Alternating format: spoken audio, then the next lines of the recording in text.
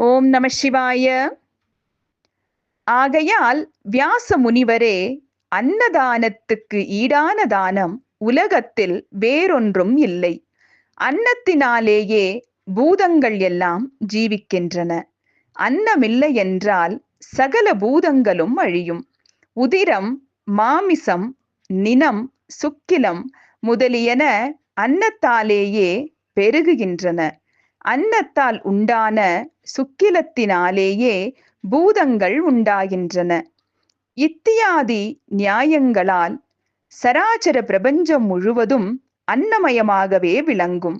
அன்னமின்றி பசியாக இருப்பவர்களுக்கு பொன், இரத்தினங்கள், குதிரைகள், யானைகள், ஸ்திரீகள், புஷ்ப மாலைகள், சந்தனம் முதலிய திவ்யமான பொருட்களை கொடுத்தாலும் ஆனந்தம் உண்டாகாது. வயிற்றில் இருப்போரும் பிறந்தவர்களும் பாலர்களும் வாலிபர்களும் விருத்தர்களும் தேவர்களும் அசுரர்களும் ஆகாரத்தையே கோருகிறார்கள். எல்லா நோய்களையும் விட பசி நோயே சிறந்து முற்பட்டுள்ளது. பசியாகிய வியாதி அன்னமாகிய மருந்தால் நசிகிறது. பசிக்கு சமமான வியாதியும் துக்கமும் கிடையாது.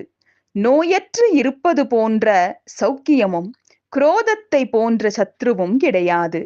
அன்னதானத்தினால் உண்டாகும் புண்ணியம் அளவிட்டு சொல்ல முடியாதது. பசியாகிய அக்னியால் தகிக்கப்பட்டு பிராணிகள் யாவும் இறக்க வேண்டியதுதான். ஆகையால் அன்னத்தை கொடுத்தவனே பிராணத்தை கொடுத்தவன். பிராணனை கொடுத்தவன் எல்லாவற்றையும் கொடுத்தவன் ஆகிறான். ஆகையால் அன்னதானம் செய்தவன் தானங்கள் எல்லாவற்றையும் செய்த பயனை அடைவான்.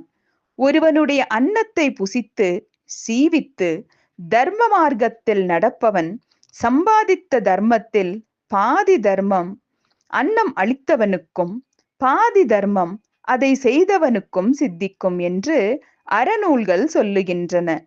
மூவுலகிலுமுள்ள இரத்தினங்கள், ஸ்திரீகள், வாகனங்கள் முதலிய சிறப்பான பொருட்கள் யாவும் அன்னதாதாவுக்கு இவ்வுலகத்திலேயே கைகூடும்.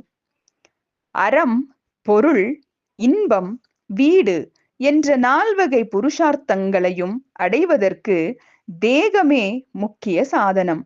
அன்னமே பிரம்மம், அன்னமே விஷ்ணு, அன்னமே சிவம். ஆகையால் அன்னதானத்தை போன்ற சிறந்த தானம் மூவுலகிலும் முக்காலத்திலும் கிடையாது. திரிலோகங்களுக்கும் ஜலமே பிராணமயம். அது புனிதமானது, அமிர்தமானது. எல்லா ரசங்களுக்கும் பிராணபூதமானது. ஒருவன் எல்லா பாவங்களையும் செய்தவனாயினும் பின்னர் அன்னபானாதிகளை தானம் செய்வானாயின் அவன் பாவங்களிலிருந்து விடுபட்டு ஸ்வர்கலோகத்துக்கு போவான்.